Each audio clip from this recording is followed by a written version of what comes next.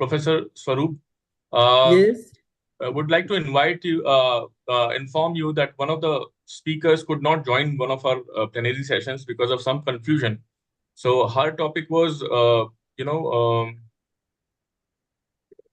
basically, practicing non-violence through education and arts. Yes.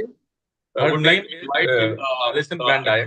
That one of the speakers could not join one of our plenary sessions. Please mute yourself. So her topic was, basically, right. So we're allowing her after all the panelists.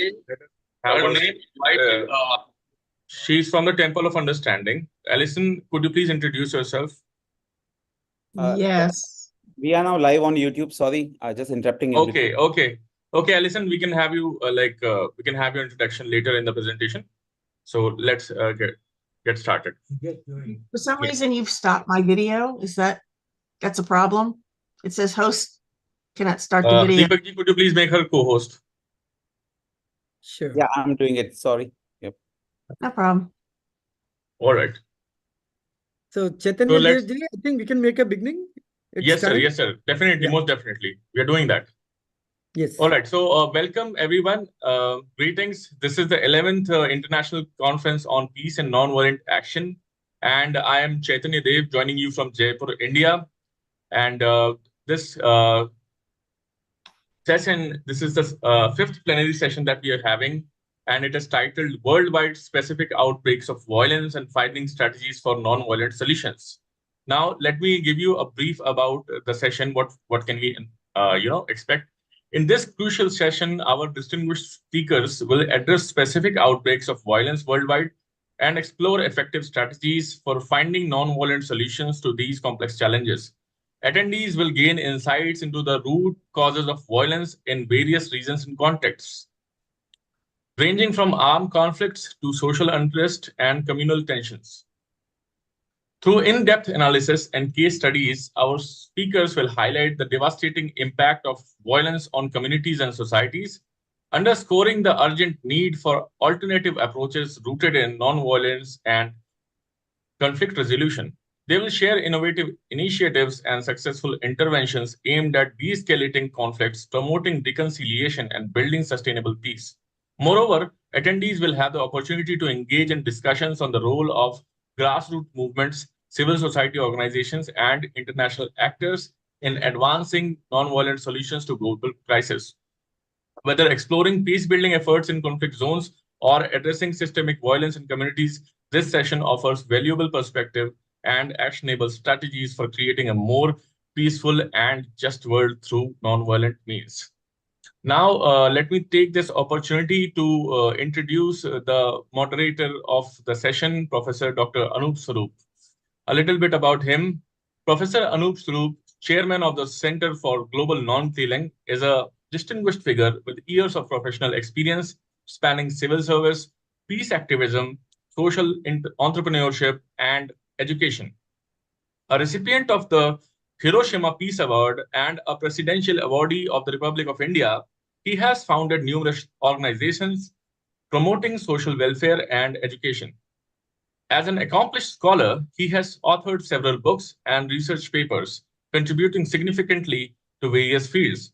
Dr. Swaroop's extensive expertise has earned him prestigious appointments, including as a UN finance and international strategic expert and diplomat, Vice Chancellor of Sobit University, and founding Vice Chancellor of Jagran Lake City University. So I would request Professor Dr. Anup Swaroop to take this session forward and start the proceedings. Deepak ji, are we recording also? I'm just trying to do that, but we can continue. Yeah. Sure. Thank you so much. So, Dr. Anup Swaroop, the floor is all yours. Thank you so much. Okay. Thank you so much, Chaitanya Devji. You've been most generous with your remarks on me, but that's what we could find about you, sir. That's what you've done. I wanted to stop you in your tracks because there is such a distinguished gathering right now. And it would be so nice that you've given me speaking points on each of them. So, but the topic which you have mentioned for me is the non-killing paradigm. and why we should, why we kill and why we should not. So that is the, moot issue. Okay. Now, All right. when Well, you talk about what I'm gonna do is go get my non-killing, book. we know that humans are the crowning achievement of evolutionary history. And of course, at the center of global non-killing, which I chair at Hawaii, it was late Professor Glenn D. Page, who wrote his seminal book, Non-Killing Global Political Science. And one very scientific finding in his book was that only 0.5% of humans actually have killed in the past, contrary to the notion that humans are killers. It's not so. Only now, in the 20th and 21st century, we find that things have changed. And what are the reasons? That is what we should be, discussing, deliberating, and finding solutions. Now, as you know, that life is something which is most sacred. Reverence to life is something so profound. Only yesterday, I was walking through the Melbourne City Central Station, which is right at the heart. And what I found was that there was a big group of youngsters and they had posters in their hands. And one thing which struck me, they said that there are 800,000 cows which are killed on a daily basis. Of course, we are more concerned with human lives. But then I was thinking, and there was a big poster with a pistol on a pet dog's head. They said, how is that different than killing a cow or any other animal? So it struck me that this is something which is now gaining, this thought process is gaining momentum all across the world. Why we kill and why we should not. It doesn't need much of explaining. But the fact remains that a beginning has to be made, and that beginning has to be from human killing. And when you talk of human killing, you will see that apart from war, there are terror attacks. There is genocide.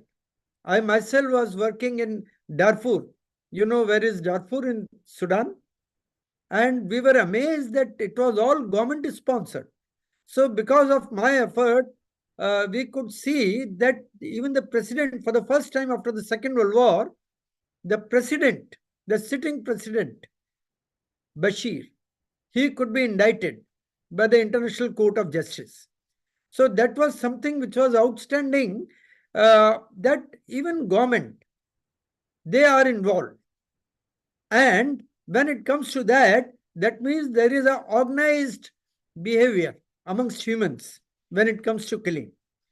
Now, I would say that the non-killing paradigm is not only a philosophical construct, it is more a moral and a ethical issue.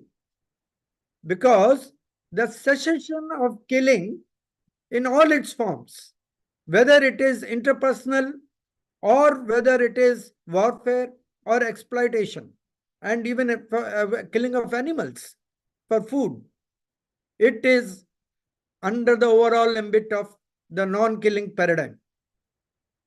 Now, what are the root causes of killing? There are plenty of causes. Of course, social unrest is one. Killing also stems from a variety of other factors like fear, like anger, like prejudice, greed, perceived need for self-defense, and of course, religious.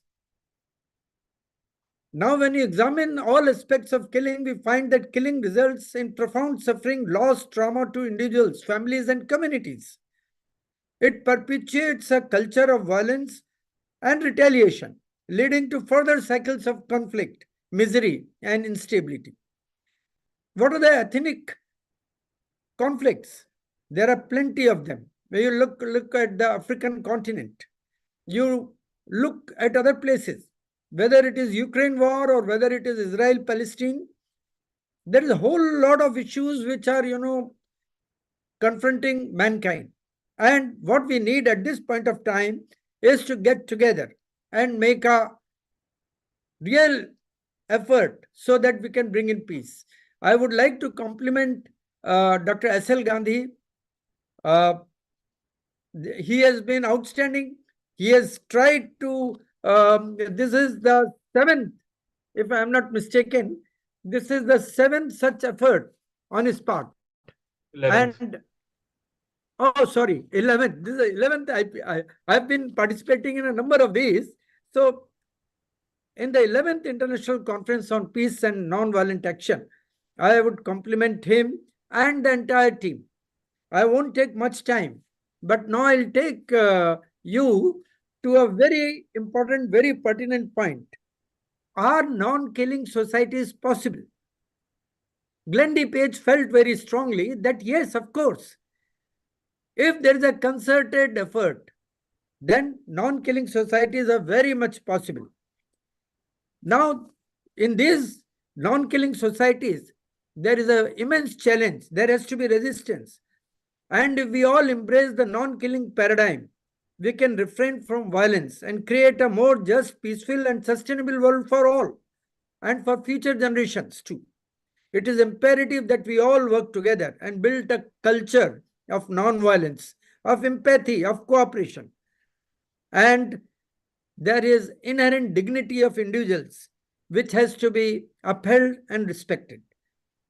As we go, we have prepared a paper. In fact, I compliment Dr. Katyani Singh, who is here with me. She has been my doctoral student. And for the first time, we have introduced a non-killing index. We all know about the Global Peace Index, but there is a Global Non-Killing Index also, which she has prepared, and she will, of course, be making a presentation when her turn comes. So at this stage, may I introduce the keynote speaker, Mr. Nitin Ajmera. And I would again request everybody that let us be mindful of time, because if we have more time, we can have a round of concluding remarks at the end.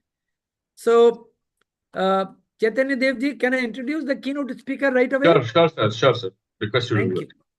So, the very distinguished Mr. Nitin Ajmera, I know it's very late in the night for you, but so nice to have you amongst us. Mr. Nitin Ajmera is an esteemed senior management professional and he is the dedicated practitioner of the Digambar Jain tradition. Presently holds the esteemed position of Chief Financial Officer at Moore Holdings, a distinguished company specializing in renewal by Anderson windows and door replacements.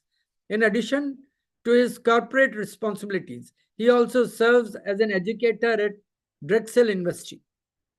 Notably, he occupies the prestigious position of chair of the board for the Parliament of World Religions. Today, he'll be speaking to us on opposing social, economic, family, and gender violence with the powers of truth, love, and ahimsa. So over to you. Thank you so much, Nitinji. Jai Jinendra, and thank you so much, Dr. Anup Swarupji. I'm so glad. My journey in all these areas of work began in Melbourne because I was there in the 2009 Melbourne Parliament of World Religions, and that's when I got involved in these issues of world where I could give my contribution. So thank you. Very nice to meet you. Melbourne was a beautiful city and it changed my life. So it's a good reflection to meet you again. Also, very much thanks to Dr. S.L. Gandhi ji for inviting me and having me part of this session. And it is such an honor to share this webinar and this space with all of these esteemed guests here, and to be part of all of you is amazing at this point.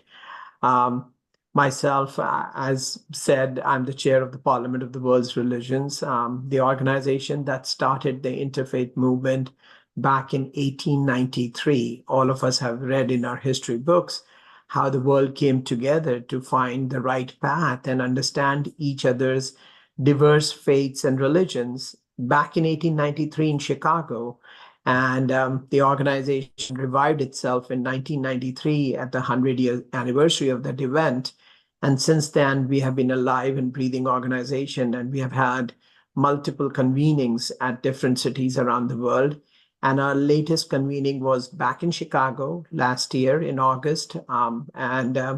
It was wonderful to meet more than 8,000 people, and I was blessed to be hosting that event. And as the chair of the Parliament of the World's Religions, I'm the first Indian to be the chair, and also the first Jain to be the chair of the Parliament of World's Religions. So it was an immense honor and accountability and responsibility, and I am very happy to everyone who trusted me with this. Why I'm talking about that is because through that, I got the exposure of various issues that touch all of us around the world. And throughout the convenings and before and after, one of the things that has been our biggest concern at the Parliament is the rise of violence that is going around the world. After the Second World War, we all thought the world wars are never going to happen again. The world was like, we will never do this again. They put some corrective measures to make sure that we never get to that point. But there were always local skirmishes, local issues, ethnic violences of some kind, but they were all local in general. And while the world always prepared for war, it wanted peace, right? And that was the biggest things that we all were taught as we were growing up in school. And when the century turned into 2000, I felt like, well, hey, we will talk about the 20th century as the year of the wars and never worry about wars in this 21st century. Lo and behold, we're back 20 years forward, and it looks like every part of the world is ready to fight, and every part of the world is ready to question the peace that exists. And it's just surprising enough that in such a short span of my life, things have changed from peace as the only goal to like, who wants peace and why should we worry about peace?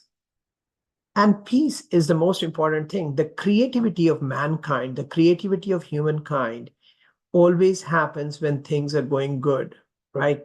Yes, adversity challenges us and it always allows us to do inventions and creations. But things that bring us forward are always done in times of calm and peace. When we are at peace with ourselves, when we are meditating, we get more creative. We solve our problems. We do not solve our problems when we are agitated or when we are angry or we are shouting or looking around what to do in a very haphazard manner. When we sit back, we take deep breaths, we meditate, we reflect, that's when we are more creative. We find solutions to our problems.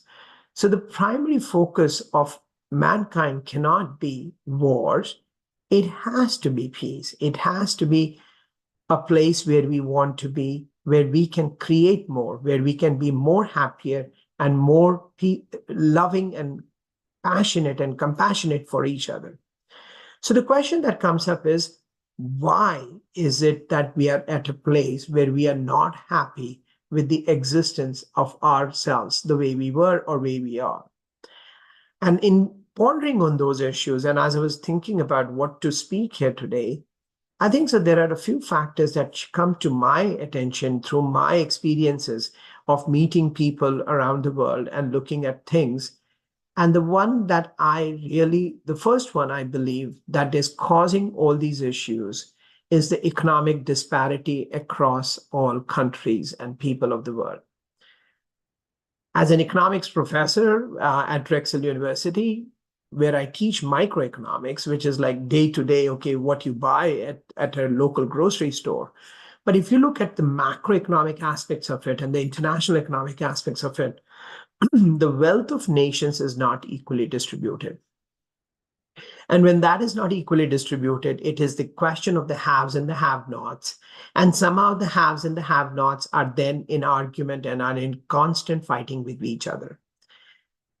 What do we need to do? What are the solutions for these economic issues? This solution is to take that concept of wealth of nations as written early on by economic gurus to think about how to spread the wealth evenly across all the people of the world, right?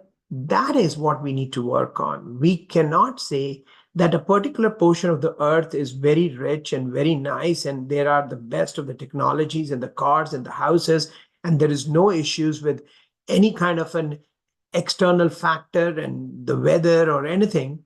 And then there are people in certain parts of the world where they have to walk miles to get a bucket of water.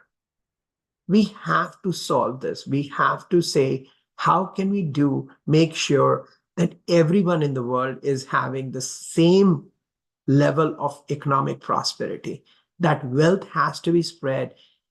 Our political leaders, our volunteer leaders, our NGOs, our nonprofit organizations, I know they're doing a lot of work. They're doing a lot of work, and that's why we are in a much better place.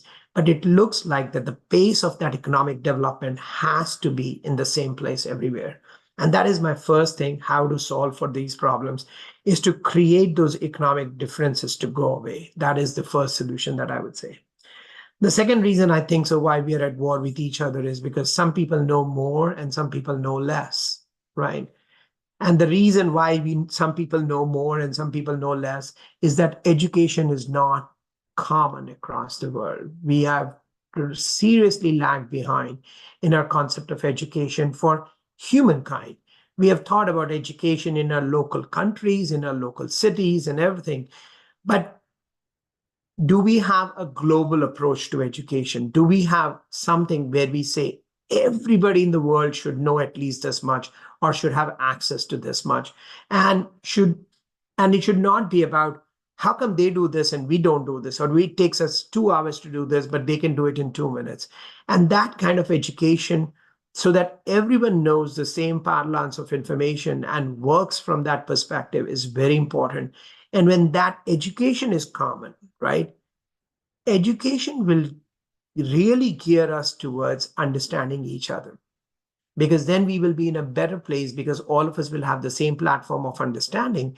And when we can understand each other better, right, when we come and bring those perspectives, and from a Jain principle of Anekantvad, where we can be watching the same elephant, right, but as blind men, we could be experiencing it in a different way, right?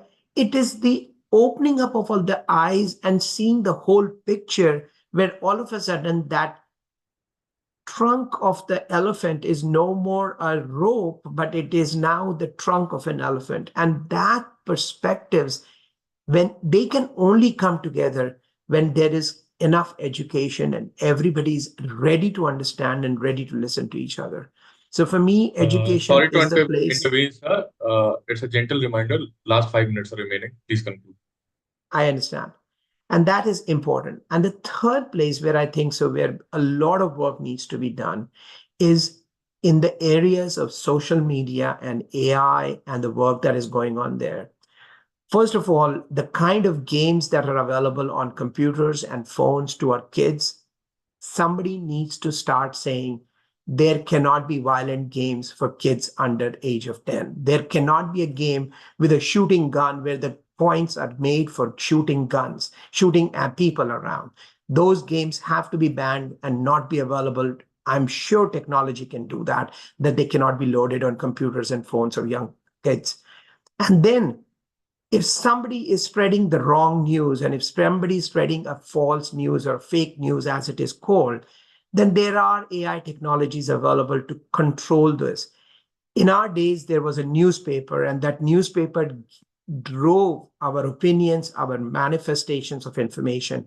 Today, we are not doing that. And because we are not controlling the information the right way, it is going and creating negative impacts of interpretations of that information that is not right, causing unrest amongst all of us, causing all of us to argue with each other and fight with each other. And we need to control the information that is flowing around the world. I understand opinions are important. I understand right of speech is important. But right of speech does not allow us to call foul things ever across the world. We cannot be disrespectful to people, and we cannot say a lie. We can only express our opinions to the extent that it is our opinion, not when it attacks somebody else and makes their lives difficult. And last but not the least, as we are working on this peace initiatives, right, we need to take care of everyone in the world that is not capable or able to support themselves, whether they are minorities, whether they are people of certain genders, certain backgrounds, our kids or our adults, mature adults who are in their old age. We need to protect them. We cannot say that it's okay, that we do not care about them. And when we take care of them, right, the issues for which we fight, right, the issues for which we fight are for money, for prosperity, for education, for information, and for equal rights. If we can take care of these 5 things, right, there is a very likely possibility that we do not have a need to fight. And as you said, Dr. Anup Swarupji, right? Yeah. We men and women are not born to fight. We men and women are born to love, to create compassion, and to respect and grow and create. So if we are born for that, then the only reason why we don't do this is because we feel there is something wrong in our lives. And if we can fix these 5 things, I believe the world will be a better place. And we don't have to really talk about wars and issues. We will only talk about how to create more from what we have. Thank you, and Jai Jinendra. Jai Dinesh, Nitinji, you have been so profound, and you have said the most important thing, compassion. We need empathy for each other. We have to love.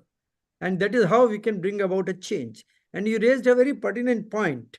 And that is, now we have come to a time when we are even questioning peace. Why do we need peace? There was a time after the Second World War when peace was the goal. Also, you made a very good point that there is so much of inequality across the globe. You being economist, you know it pretty well that inequities, they breed lot of, I would say, so much of a challenge amongst individuals, among societies. And that is where the real struggle comes from.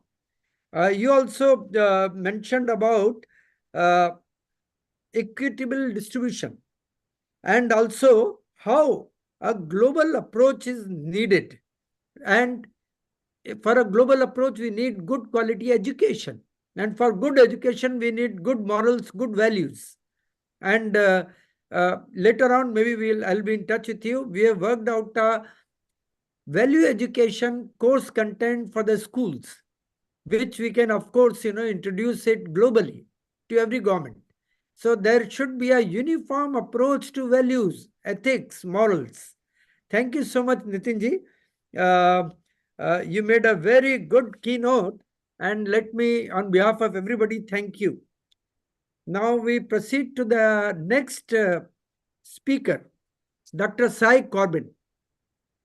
Dr. Sai Corbin, which part of the world you're from?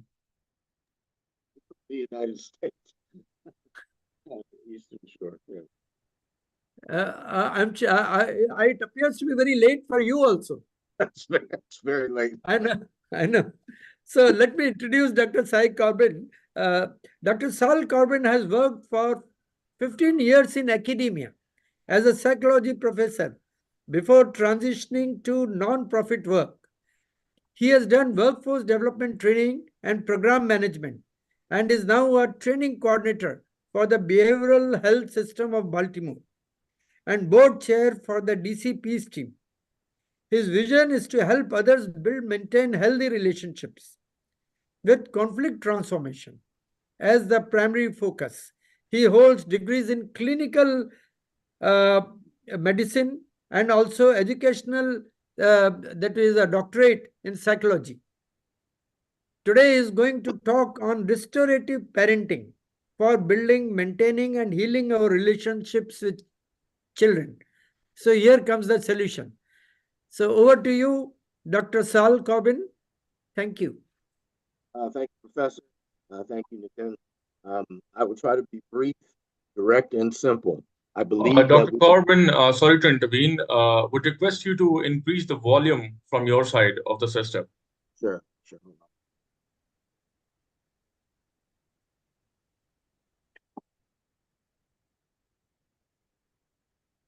Okay, it is at full volume now. Can you hear me any better? Yeah, this is much better. Thank you. Okay, thanks for saying that. Okay, I was saying thank you to Professor and then also to Ken for that opening.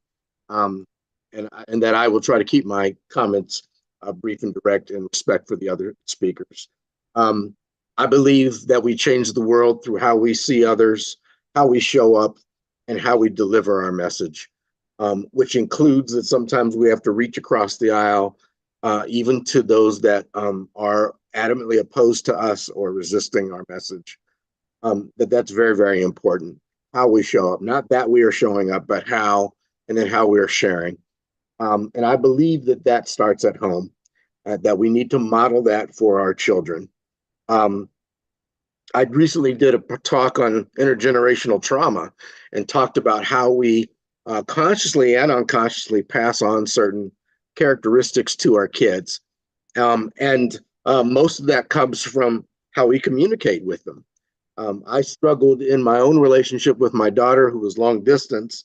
And how do I build a relationship with her where we're moving towards each other, where there are no secrets, where she has a voice? I was born and raised in a home that I had no voice. My parents said, and then I did. I'm not saying that that's the wrong way to raise your children. What I'm saying is when your children are raised without a voice, then they don't learn to speak for themselves and ultimately don't know how to share that with in their exchanges.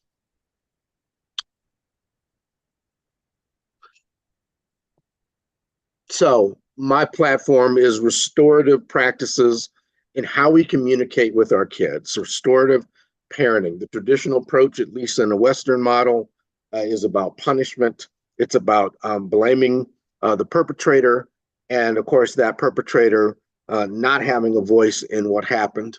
So it's very, very much focused on the law and the punishment of the person that caused the harm. Restorative practices focus on the harm, the needs that come from that harm, and how do you move that person towards healing. So how do you do that with children? How do you empower them to share in a way that's safe, but also participatory? Well, when your child is denied a voice in their own development, basically what happens is, and this particular slide is trying to show you that you don't get to see what's below the surface. I was afraid, terrified to bring things up to my parents because fear of punishment, fear of judgment, fear of rejection. And so they didn't see what was going on with us below the surface. And so when I was challenged with this with my own daughter, not wanting her to feel like she didn't have a voice and wanting her to be able to share everything with me so that I could be a participating voice in her development, what that said to me was that I had to give her the same grace that I would want to be given to me. And what that meant was I had to start having honest conversations with her, full disclosure, welcoming her participation and input, and asking her what are the things that I got wrong. If you subscribe that we are all human beings and being human is flawed, that even as parents, that means we are going to get some things wrong. That means we are going to miss some things that might be key in their development. So I started having very honest conversations with my daughter, being very, very humble about the mistakes that I've made and shared them with her. And also opening up just conversation about any topic so that she felt safe in approaching me when those challenges were presented to her. Not to try to protect her or avoid those challenges, but rather that when she has those challenges, I was an open and safe ear for her to get feedback, rather than terrified of what I might think or say so that she keeps it to herself. In short, and to kind of sum up without going through my entire PowerPoint, what that requires is a level of awareness of ourselves that is genuine. If you cannot present yourself in a genuine way to your child, why would you expect them to then present their genuine self to the world? You have to be willing to be honest with them. And being honest means that sometimes we have to admit to the mistakes we made. A restorative conversation starts with what was the harm that was caused? And having that conversation with my daughter, What was it like growing up with me long distance? What was it like when your mom passed and I wasn't present? What's your life been like in relationship to me? Those are honest questions that sometimes as parents, we don't want to hear the answers. But that is what a humble inquiry is about. And my favorite question to ask my daughter, who is now 33 years old, she's no longer a child, but she's still my kid, if you all understand that, right? Favorite question to ask her: how can I show up different or better to support you? I'll repeat that. How can I show up better or different to support you? And that allows her to speak into our relationship and us to continue to move towards her and together. The other question that is a vulnerable question that a lot of folks don't like to ask in their relationships with whoever is, what's it like to be in relationship with me? And to stand there and receive that honest feedback. In any relationship, you will hear wonderful things about you, but there's probably also some not so wonderful things that we need to hear about ourselves and how we're showing up. Lastly, that we are consistent in this delivery. You can't turn this on and off because it will only confuse your kids. You need to show up for them in a consistent way so that they appreciate the relationship and you can continue to move towards each other. Effective communication is defined as when the audience receives the message as the speaker intended it. So you can talk all you want, but if your audience is not receiving it for whatever reason, it's an ineffective message. I never wanted the messages that I was sending to my daughter to not be received. And if they weren't, I wanted to provide the safe space for her to speak into that, to let me know that that wasn't happening. That does not mean we are not disciplinarians. That does not mean as parents we don't set boundaries. It does not mean there are no consequences, but it does mean that we lead from a place and voice of love first, before we set boundaries and consequences and punishments and all these other things that the traditional world does, because they will take that out into the world that we are attempting to change. And if it is a world of power and control, it is a major challenge for peace to be achieved.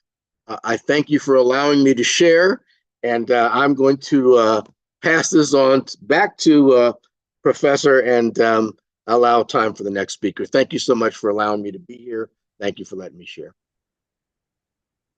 Thank you so much, Dr. Saul. You have been most outstanding. Of course, it is a professional experience as a professional psychologist. You have talked about restorative parenting and for building a non-killing, peaceful, or a healthy society.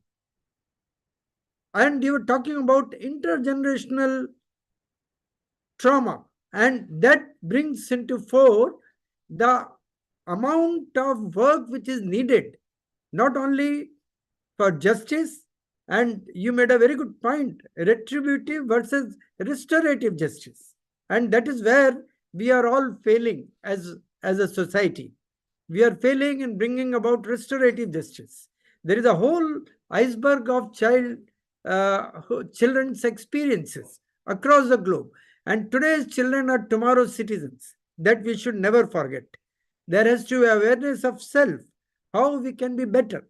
And that is all possible through, in the Eastern world, we call it as sanskar, to give the right sanskar to our children. And that is what will make the world different for them. So thank you so much, Dr. Sal. You have been most outstanding. Thank you. Now let me introduce you the next very distinguished speaker. She is Priscilla Putzman. Again, Priscilla, so sorry it's so late for you in the US. So, but let me introduce you. Priscilla Putzman is co-founder and executive director of Creative Response to Conflict, CRC. That was founded in 1972 by the Quakers in New York. CRC later moved to the Fellowship of Reconciliation from 1978 to 1992, when it became a separate non-profit organization. CRC teaches conflict resolution, education, restorative circles, and peer mediation. The International Restorative Circle has been meeting monthly since the last ICPNA conference.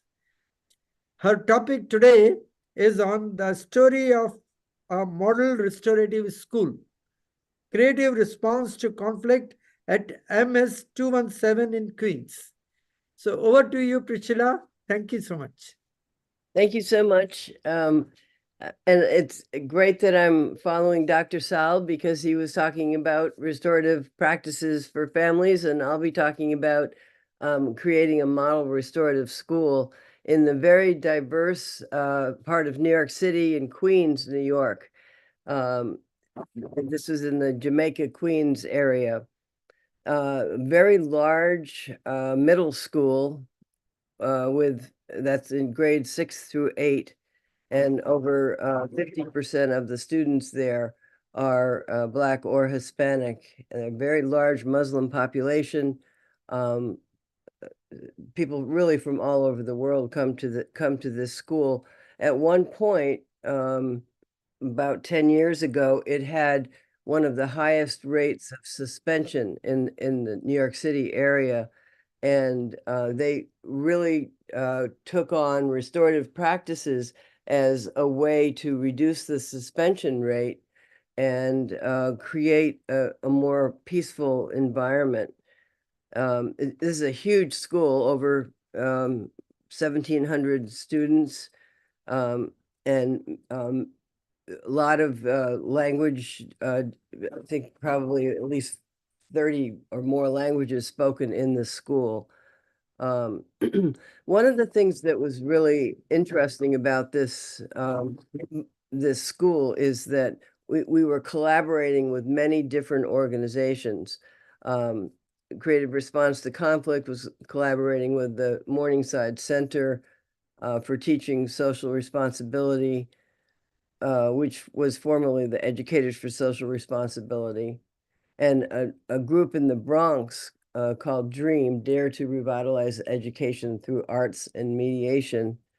And we added a partner right before the pandemic called Bridget. And this was an online organization which was attempting to address the issue of cyberbullying.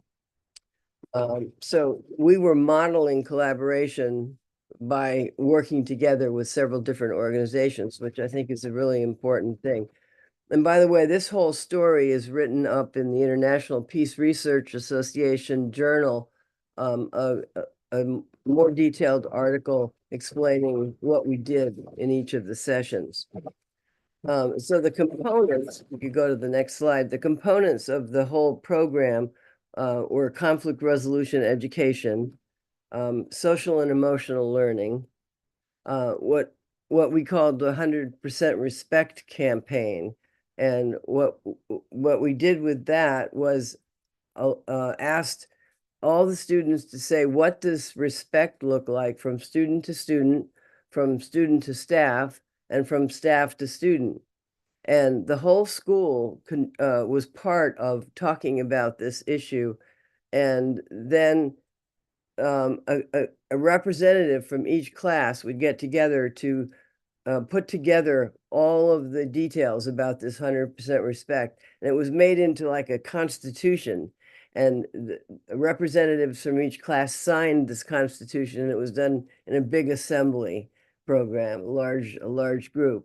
And then it was posted all over the school, and everybody could see what we were supposed to be doing in terms of showing respect to each other.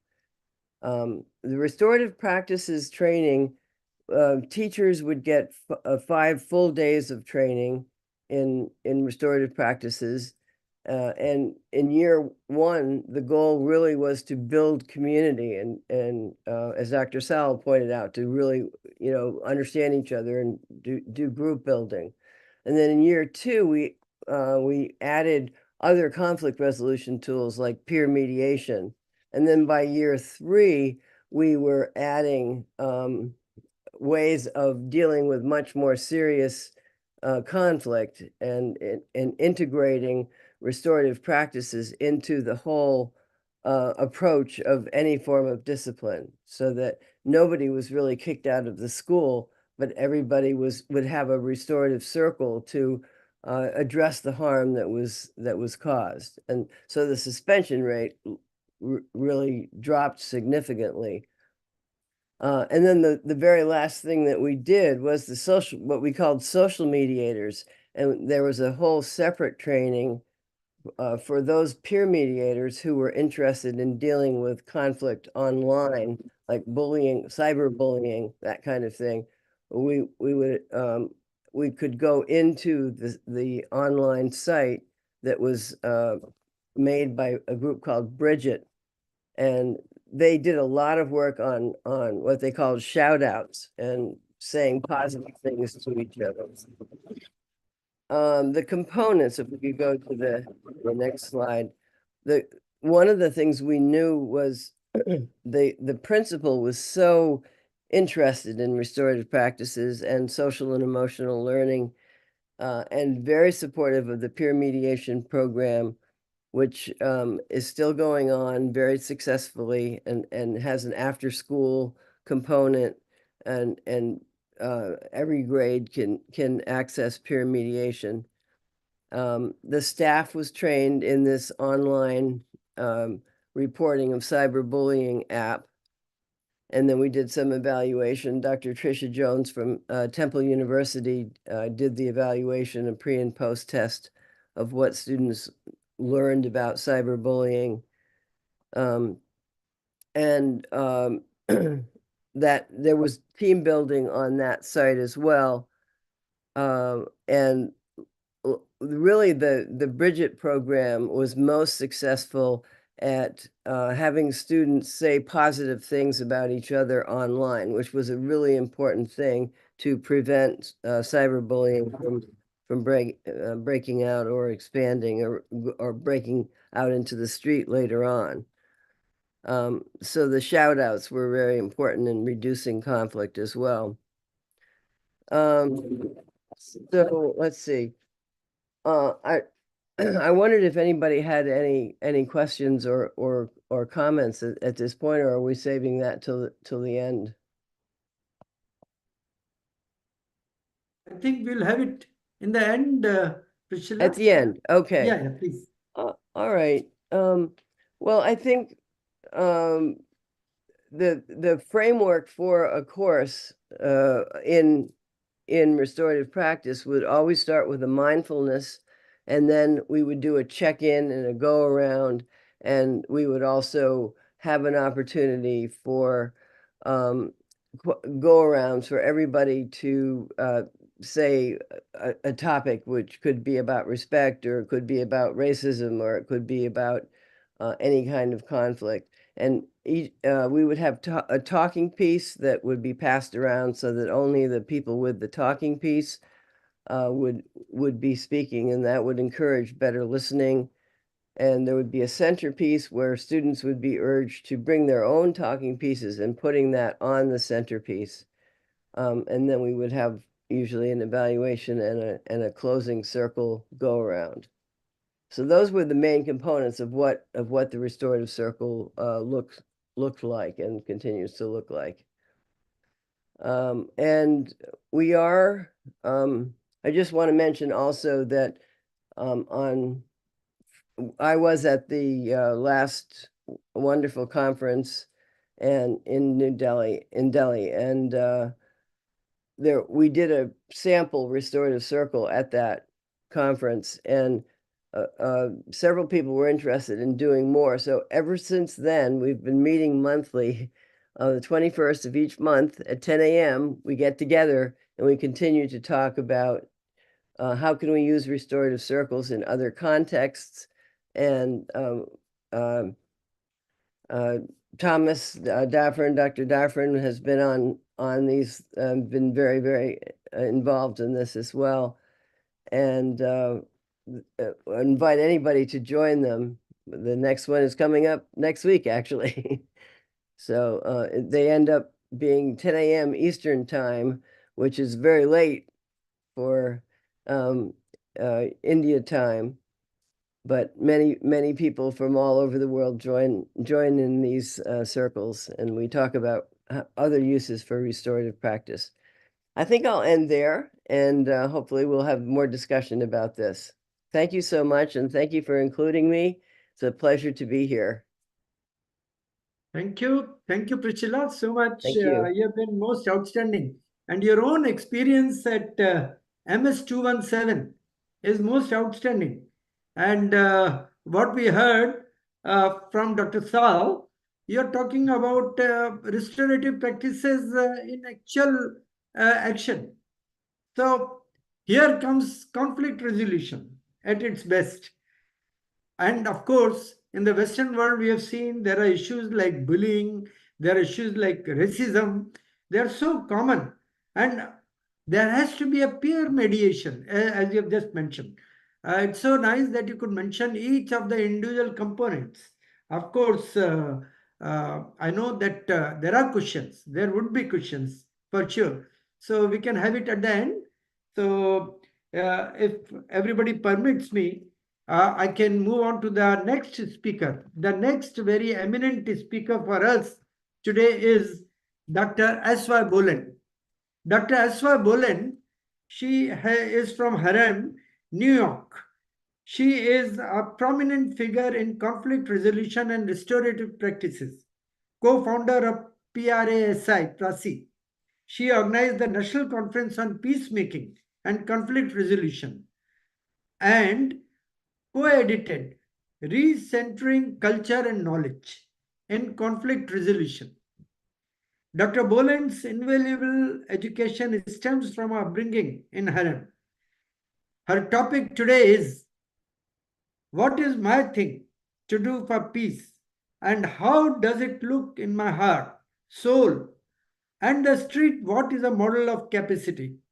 Life and living as Ministry of Peace, telling our story.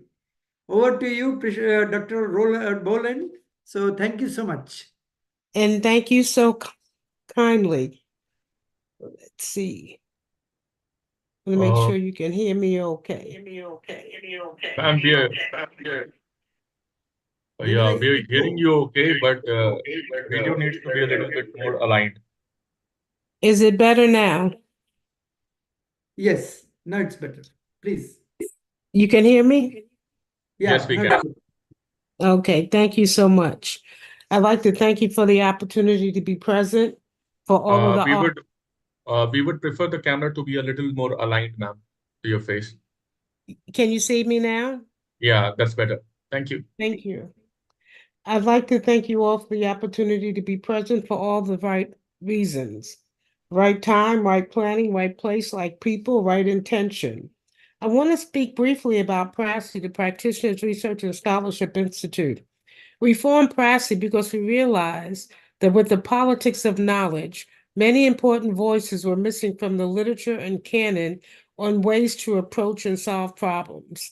Traditionally was a European paradigm, which really excluded many of the voices, and as we've heard earlier, had a very punitive approach where there was a criminalization of people, ideas, and practices, as if what people did on a regular basis to solve problems in their own community was not valued or even dehumanized. So I've sent the link to the host, and maybe they might be able to bring up the website at some particular point.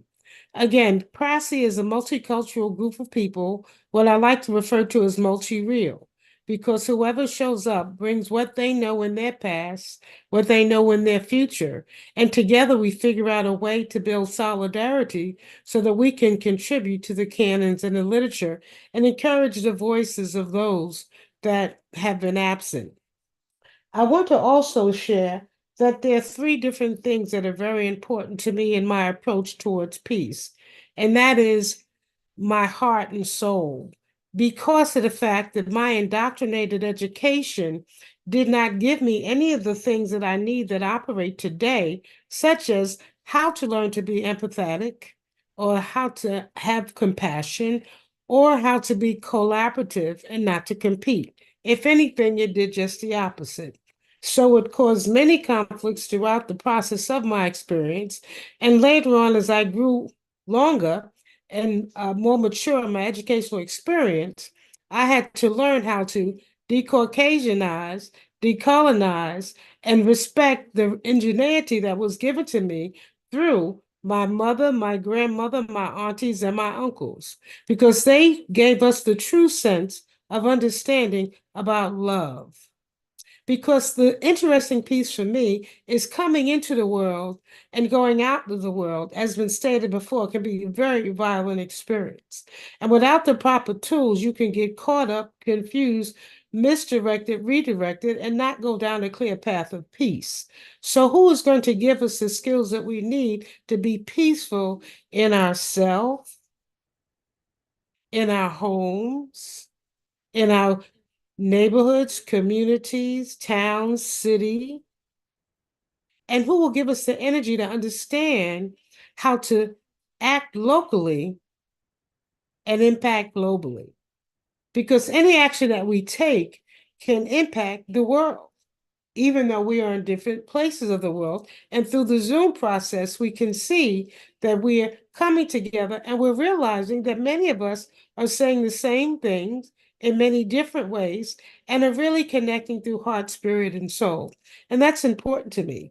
So part of my story and learning my journey to peace is the realization as a child when I saw growing up in Harlem, which they refer to as the ghetto, of why were police being so mean to people?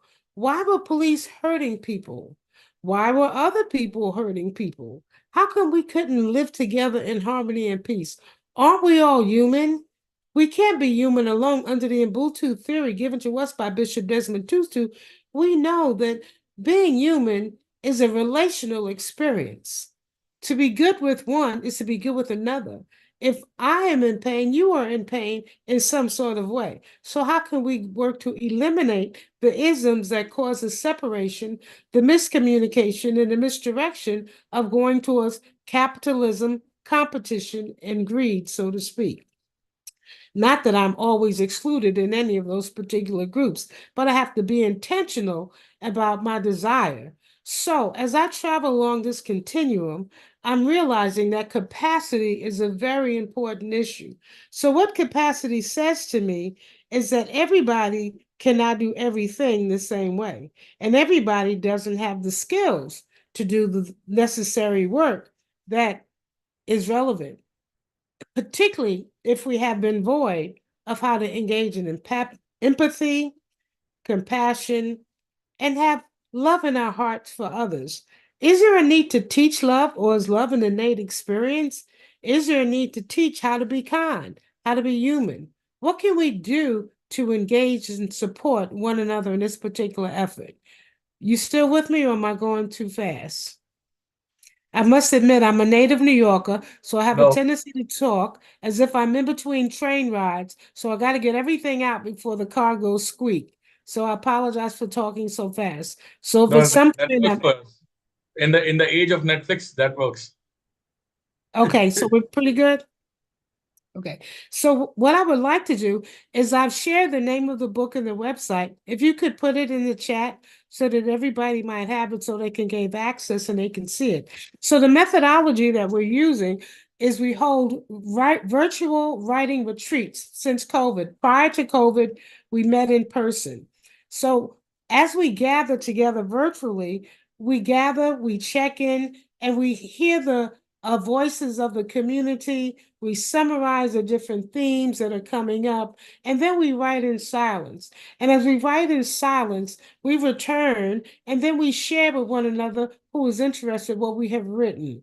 And the way that we do our feed forward, not feedback, because we're learning new language to interact with one another, because feedback, has some European paradigms that sometimes are very critical. So we're now feed forward. We wander, we wonder, and we appreciate. So we say to the different people as they read their work, oh, we would love to hear more of that. We're excited to hear that. I wonder this or I wonder that. And that inspires people, particularly who have had a history of being told that their voice is not relevant, their voice is immaterial, or their voice doesn't matter, or they paid a lot of money to get a graduate education upon which they say they never want to write again because the experience was so difficult. So To that extent, the politics of knowledge, as you know, states that usually those people who are in power have a tendency to control what the written word is, how the written word goes, and how it is disseminated. There's not a tendency to share power or to understand the relationship of power and humanity. And to that extent, we're lucky, very lucky, because we've been able to draw upon a multitude of a network of people. And in our last book, we had at least 41 contributions of various voices on how they would approach problem solving from their cultural perspective, community perspective, and many of the people have been able to blend their educational experiences with their historical, cultural family experiences. Because once I can remember a lady who shared with us, who was a voodoo princess, who came to America, who went to the schools, who didn't have a place to share what she was hearing in her background at night in her backyard when she would hear the different things. So she'd have to go to school and she'd have to be an imposter, what we call imposters culture. And then we have to code switch or code talk or talk in a language that's not really familiar to us, but what we've been trained. So we then have to forget some of the different languages, some of the different words. And then there's the belief that words do carry spells. And so as we think about how to secure the presence of justice, the elimination of ism, we think it will be through our storytelling. So that's what it is for me to do with my thing. And it reminds me to say to you that as I was growing up as a child, people whose names we may not hear who haven't been famous, but connected with all of the famous names that we've heard of Martin Luther King and Mahatma Gandhi and Bishop Desmond Tutu and all of the different leaders.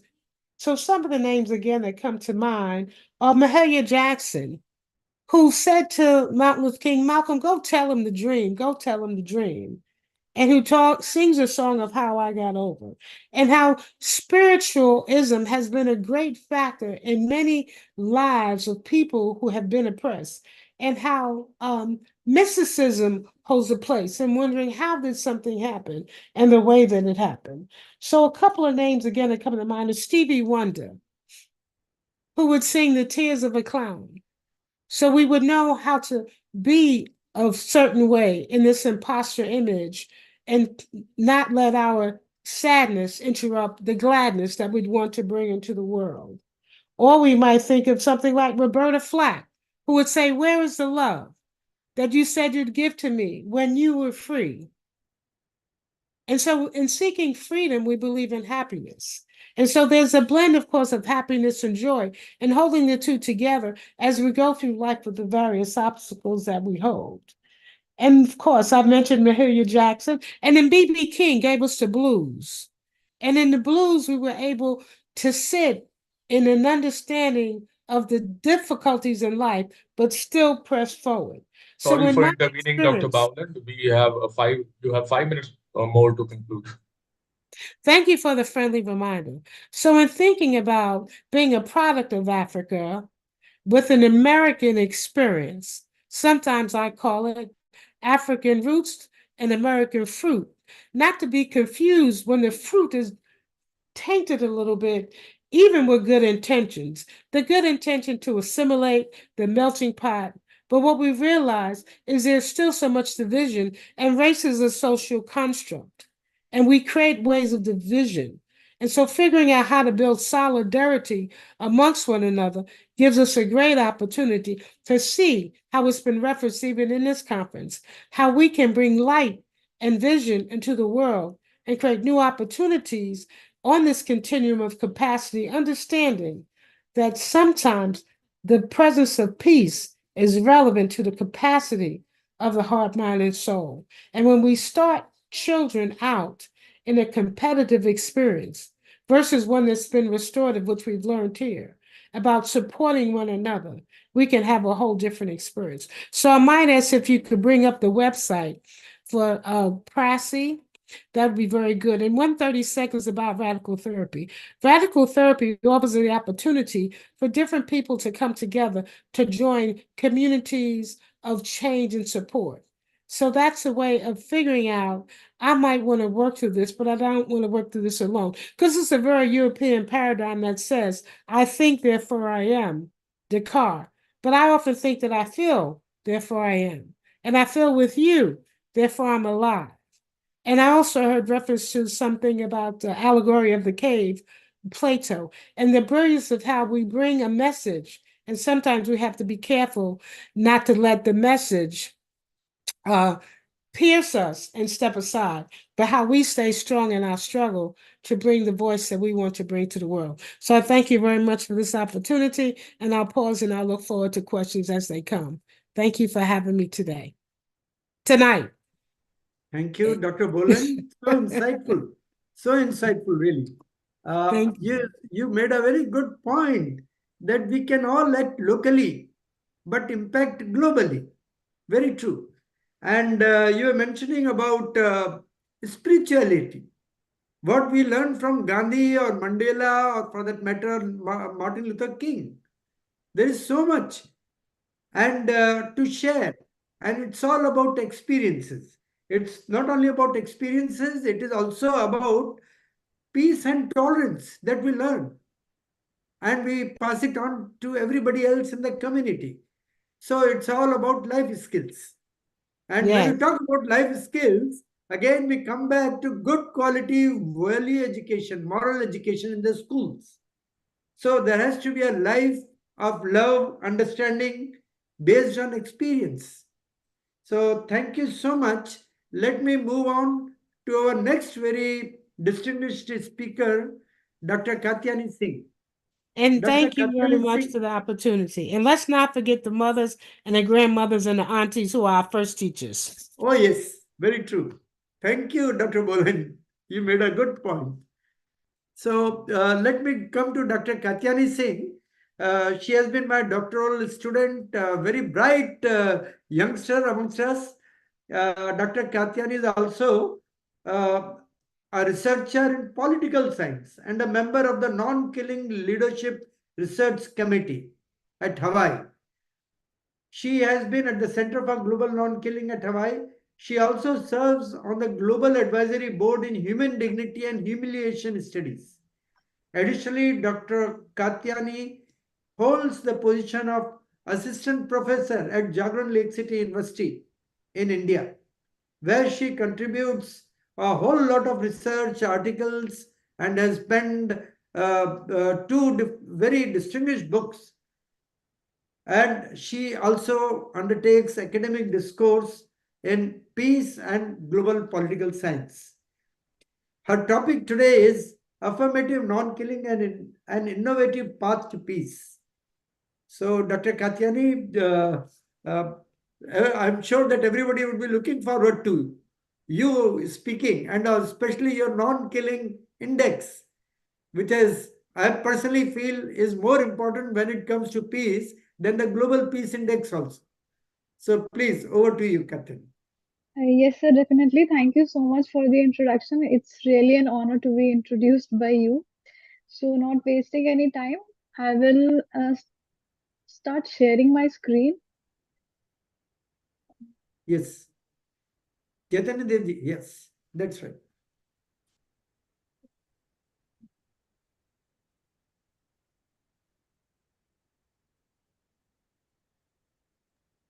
I think you are sharing the whiteboard. You need to share a PowerPoint. Okay, yes.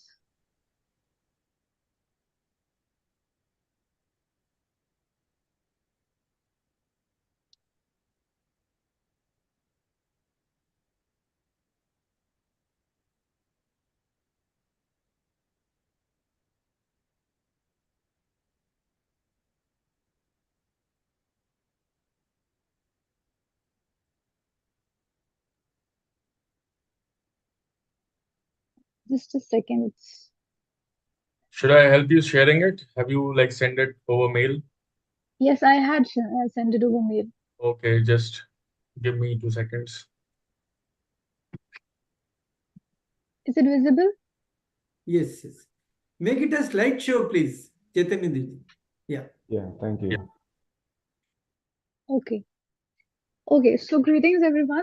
The topic for my presentation is affirmative non-killing, an innovative path to peace. Uh, Beginning with this, I'll just give a brief introduction as to what is the state of peace in the world as of today. Uh, so basically, the Global Peace Index to 2023, it reflected a deterioration in peace by 0.42%. And according to the report, in the last 15 years, this is reportedly the 13th deterioration, wherein 84 countries have shown improvement, but there is deterioration from 79 countries as well. And out of the different causes of killings, the escalation of external conflicts at global level has made the world more dangerous to live in. So, the objective of this paper is, or this presentation is to analyze the causes of these conflicts and also to suggest policies and community initiatives for resolution. Okay. So, in the last 5 years, that is from 2018 to 2020 to 2022, there are around 70 countries that have been either involved in interstate wars or internationalized interstate wars. Now, interstate wars are basically those wars which are just between two nations, wherein internationalized interstate wars are wherein other than the two nations fighting, there are also allies, other countries helping them fight these wars.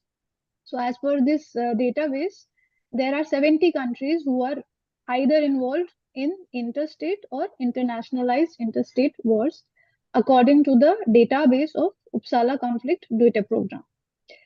So, for better exposition of the intensity of killings, we have taken the top 20 nations that recorded the highest number of kills in the stated 5 years. And the chart we have in this regard, the chart we have prepared is we can find that the countries that are having the highest number of killings are Eritrea, Ethiopia, Sudan, Afghanistan, Russia, Ukraine, Poland, Saudi Arabia, DR Congo, Zaire, Rwanda, Yemen, Syria, and Pakistan. These are countries wherein there is you can observe extreme volatility, and they have basically recorded deaths over 20,000, and it goes as high as up to 1 lakh in the region of Eritrea and Ethiopia and Sudan. So this is the map, or you can say this is the graph which shows the number of deaths that takes place because of battles in the last 5 years. So as you can see, as I stated, it's Eritrea, Ethiopia, and Sudan which have shown the highest number of killings because of battles. Through this graph, we have further observed that the fatality rate is relatively higher when conflicts are internationalized interstate conflicts. That is, if only two nations are fighting, then the fatality rate is going up to only some few hundreds. Only Myanmar is the country which crosses the figure of 1,000 in 2022, while as in all other cases, the fatality is amounting to only some few hundreds. It's only when the conflicts turn internationalized. So, like in the case of Eritrea, Ethiopia, and Sudan, there is there is the involvement of other countries, because of which the conflict, the fatality is so high, and therefore you see the number of deaths going over 1 lakh in 2022. And similarly, the same is followed by Afghanistan, Saudi Arabia, Pakistan, and Syria, wherein the death count is approximately between 20 to 40,000. Now, as we all are discussing about the Russian-Ukraine war, which has started for more than 1 year, in many nations have, I mean, in this regard, when the Russian-Ukraine war started, or so even the Israel-Palestine war started, most of us showed concern that what is happening to the world, and things are becoming too dangerous. They have escalated the situations. But even if we rule out these two conflicts, that is the Russian-Ukraine war and also the Israel-Palestine, excluding them, also the battle-related deaths are pretty much high. And according to the Global Peace Index, the battle deaths have basically increased by 45% between 2022 and 2021, with the total number of deaths rising from 82,773 to 1,19,980. And all this excludes the Russian-Ukraine war. So when we analyze that why all these wars, whether it is interstate war or the internationalized state conflicts, when we went into the analysis of these specific wars, we found certain factors that were common. Primarily, the causes responsible for all these battle deaths are firstly nationalism. Nationalism is the key reason why the Russian-Ukraine war has taken place. Uh, Also, for the purpose of national security, there are a lot of wars taking place. The battle deaths that are occurring in the region of Afghanistan is because of this national security concern. The other factors that are contributing to the battles are power struggle, territorial disputes, resource competition, and also many of the states are uh, involved in wars with each other because of civilizational conflicts. That is to say, there are some civilizational differences between them, and they have a history of indulging in conflict with each other. So, like the case of India and Pakistan, the values, the ideologies are extremely different, because of which the two states are often confronting each other. Most of the wars, like the one in Sudan, Ethiopia, and Eritrea, most of the wars are actually, however, occurring because of either territorial disputes or for the purpose of resource competition. So, analyzing all the different types of war, we have concluded that these are the primary reasons that why wars are taking place. So after this, I'll just give a brief view of the terminology, that is mass killing that had occurred in the past and the mass killings that are occurring even today. The cases of mass killings and genocides, despite the presence of international law, have been found to be prevalent in almost all major civilizations. Sorry to intervene. You have 5 minutes to conclude. Thank you. Yes, thank you. The issues relating to religious persecution and genocide against Christian, Hindu, Muslim, Buddhist in various parts of the world exist, and also have been acknowledged by prominent academicians such as Huntington, Yuval Noah Harari, and Steven Pinker as well. So this is just a graph of showing just to denote the onsets and the total countries which are either experiencing ongoing mass killings or have experienced from the year 1989 to 2020. The chart here describes the number of state actors and non-state actors involved in mass killing from 1989 to 2020. The figures have declined though since 1989, yet grave threat persists in different parts of the world, for the fault lies in these civilizations have still not been addressed. So these are the states which have been involved in either state-led mass killings.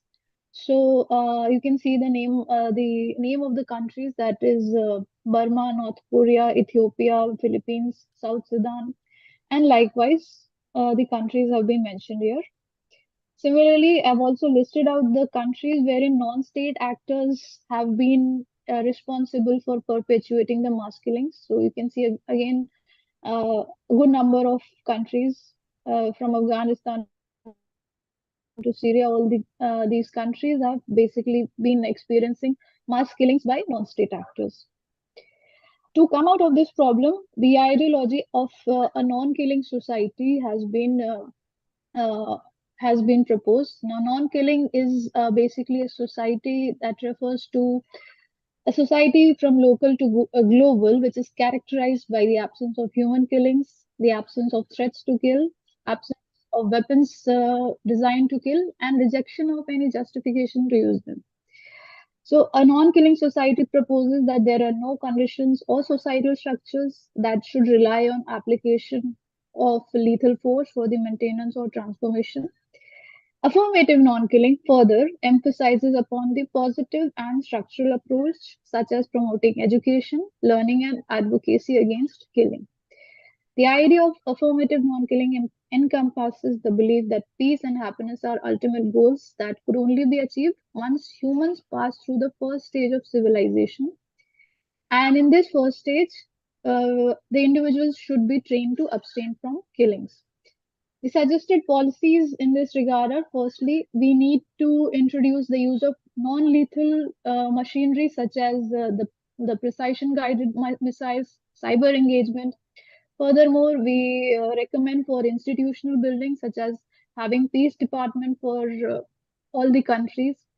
Also, to raise awareness on military expenditure. A lot many people may be aware, but still a lot many of the common masses are still not aware as to which all countries are actually indulging in military expenditure. So this chart diagram basically denotes the countries which are involved, and as you can see, the highest number of countries, the countries who have the highest military expenditure are basically United States and China. They are spending the most in military expenditure, and there is no one who is actually checking them or trying to control them. To conclude, killings do not come naturally to humans, but for survival and purported religious or societal tribal clashes and reasons.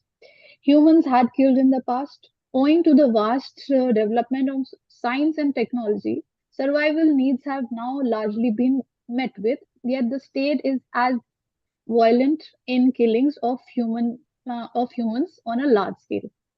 So, along with the policy initiatives, value education and institution for peace should be taken up to build a societal resolve to counter the both short-term and long-term conflicts to usher in a universal non-killing peace. Thank you. I would like to conclude with that my presentation. Thank you, Dr. Katyani.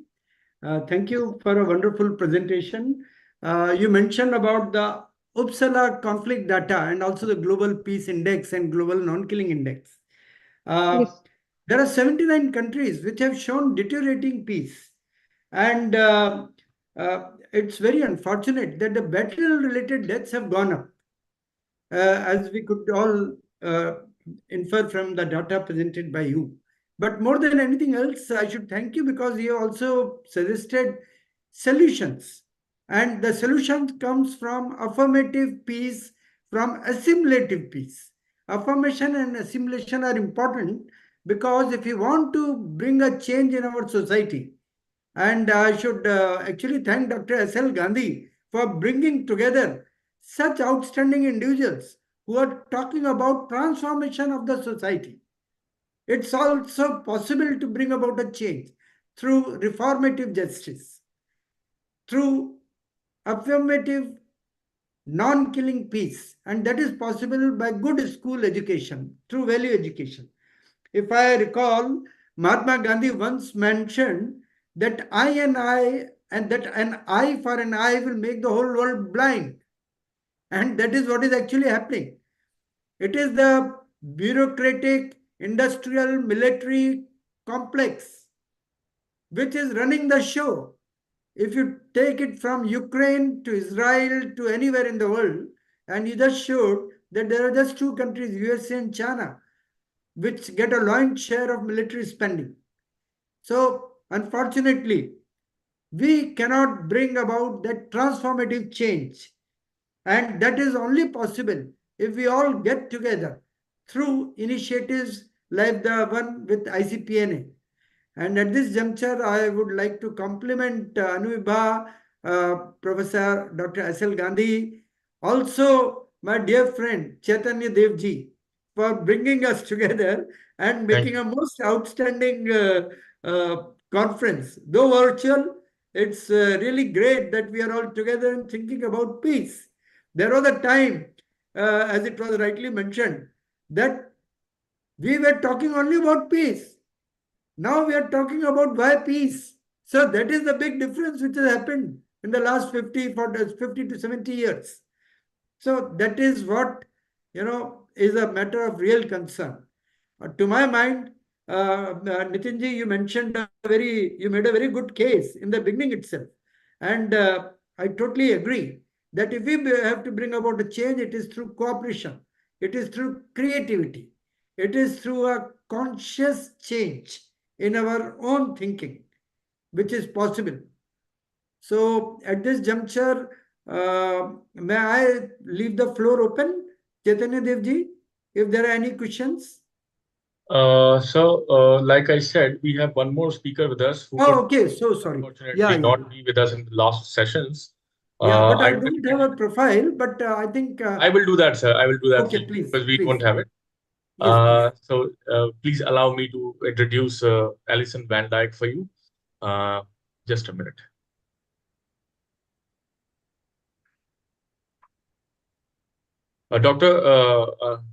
Miss Alison, can you hear us? Can you unmute and switch on your video? Right. So something about Alison Van Dyke. Before that, the session that she was supposed to be in was titled Cultivating Nonviolence Through Education and Arts. The session is available on YouTube. I will share the link on the respective WhatsApp groups. Ms. Alison Van Dyke is the chairman of the board and executive director of Temple of Understanding, one of the world's first international interfaith organizations. She grew up under the eye of Juliet Hollister, an interfaith pioneer who founded the temple. Professionally, Alison holds graduate degrees in clinical psychology and transpersonal psychology and is a specialist in the Lowenfield sand play technique. In 1990, she set up the Early Childhood Project, St. Luke's School, South Bronx, New York, and continues as a consultant there.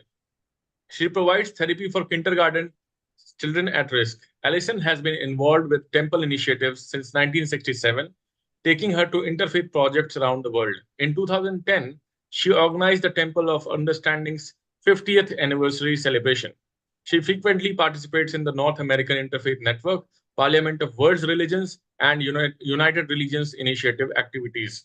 So I welcome Alison Van Dyke and would request to just to read out the topic that she has and give us the presentation. Thank you so much. Alison?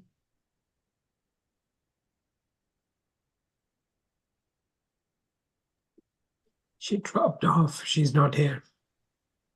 Just a minute. I cannot see her name anywhere. Sir, give me a minute. I'll just have her connected. Yeah, if you can call her. Yeah.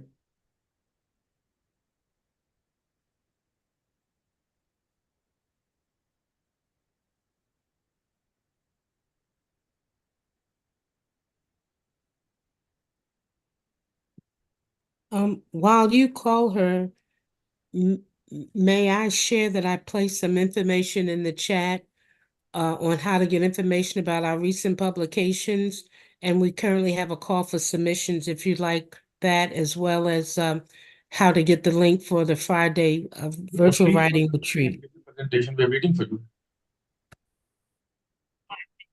Thank you. Ma'am, I have already announced about you. Just take 5 minutes and say something about it.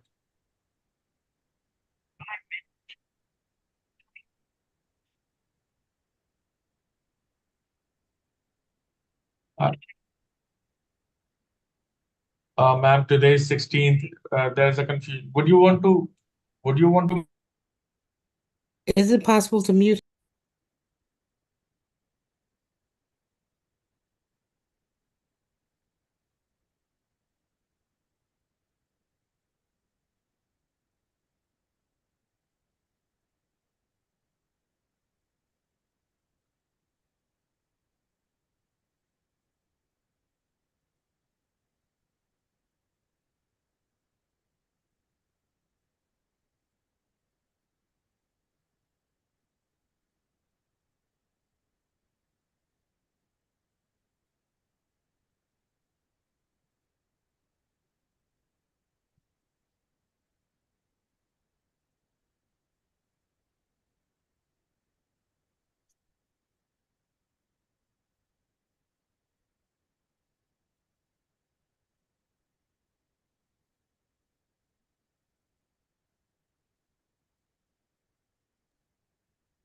Okay.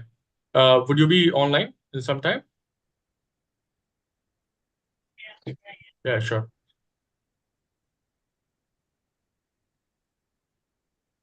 Sorry for the disruption. Allison stays in New York, so I think it's very late. So she was waiting for her turn, but we are hoping her to join again in 5 minutes. So till then, let's invite questions and answers for. Yeah, Dr. Boland was mentioning. Yeah, in the meanwhile, Dr. Boland has mentioned in the chat. So Right. yeah, Dr. Boland, you can continue, please. I think she has gone.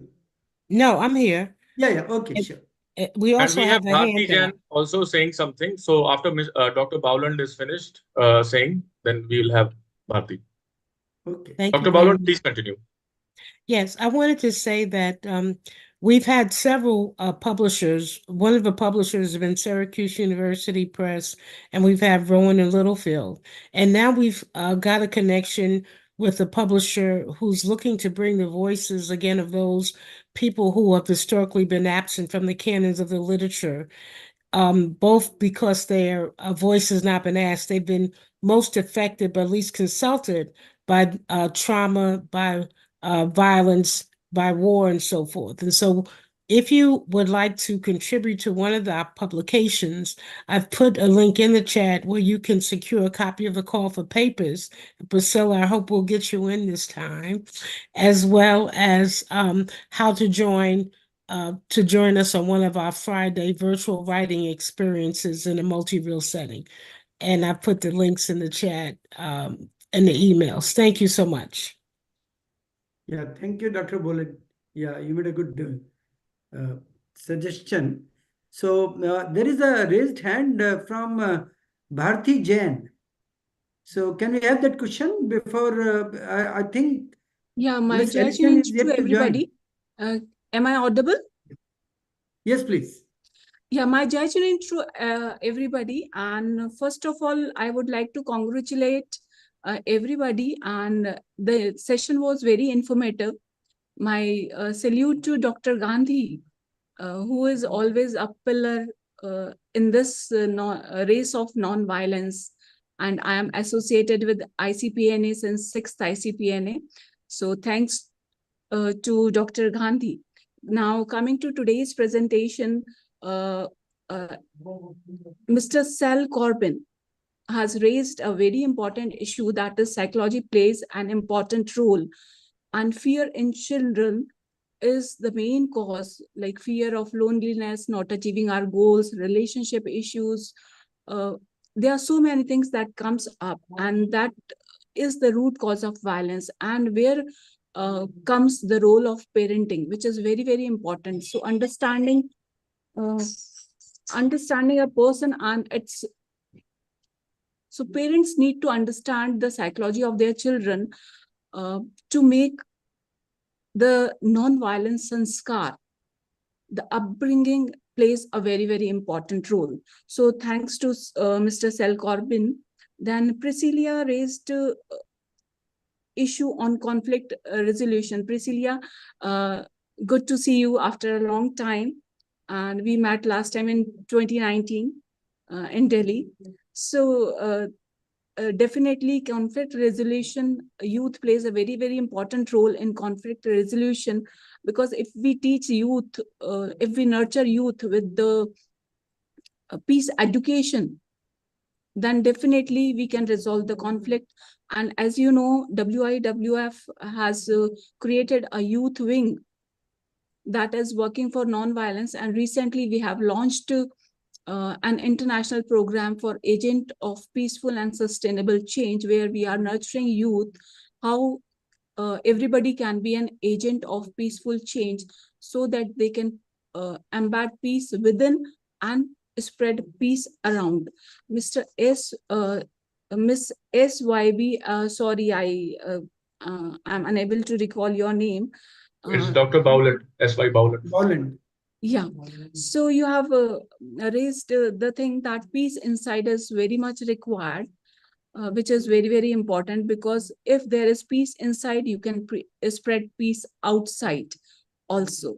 And Katyani, it was a very impressive presentation with the data, like where the conflict arises. That is, the root cause is the love for power. So I believe if the love of power is replaced by the power of love, then definitely we can bring peace into this world. So thanks to everybody for contributing such an informative information. And continuing to this, I'm going to speak in the next plenary in the evening, Namuka Jim, Cultivating Harmony Within for Global Peace and Sustainability. So we'll continue this discussion in the evening. So please join us in the evening session, 8 p.m. IST. Thanks to all of you for the contribution. Thank you. Thank you, Bharti ji. So nice of you. And you made a very pertinent point. We have to bring about a change in our own upbringing. And Exactly. Chaitanya Devji, if Alison has not joined, can we continue with questions? Sure, sir, we can. We can take more questions. Yeah.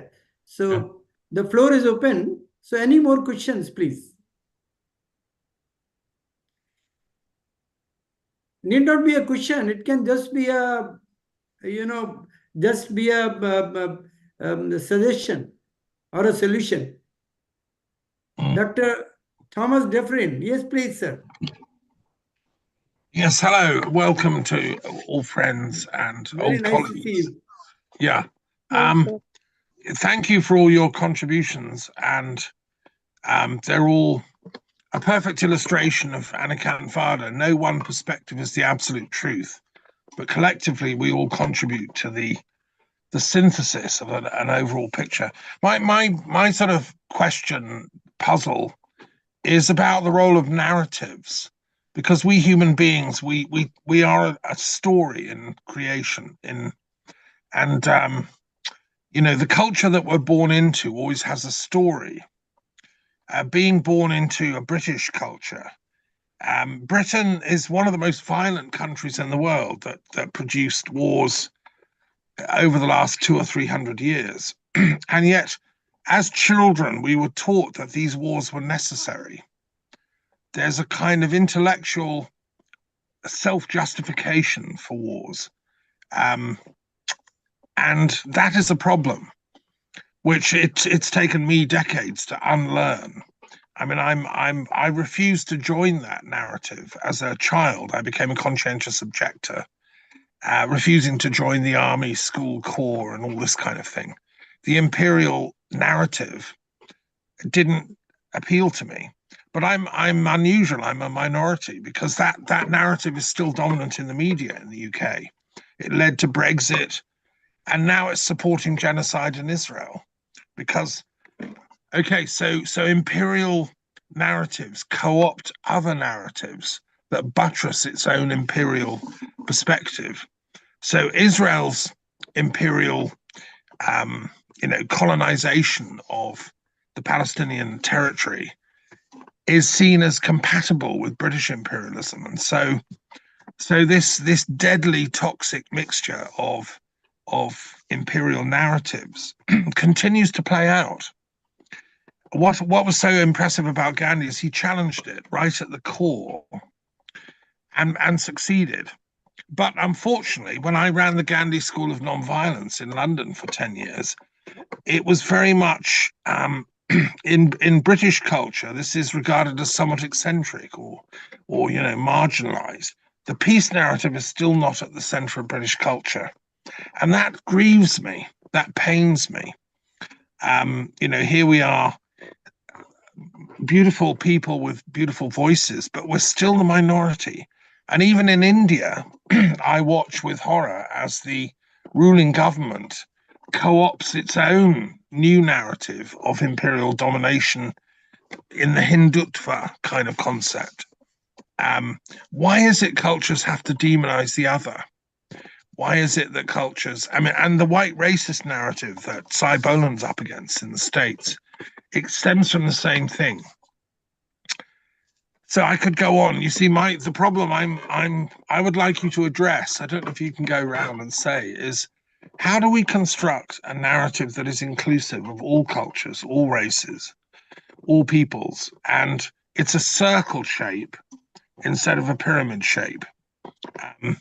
This is why I associated with the Druid culture in Britain, because we challenge that dominant narrative. It comes from the Celtic fringe of British society. The Irish, Welsh, and Scottish people have suffered from that dominance from the centre. This is to do with the empowerment of the margins. Anyway, those are a few thoughts. I see we've been joined by our final speaker, so I'll hand over the baton. Thank you so much for all you do, all of you. Thank you. Thank you, We have Dr. Alison Thomas Van Dyke. Griffin. You made very pertinent points. And I think we'll have to have a separate session on the points raised by you.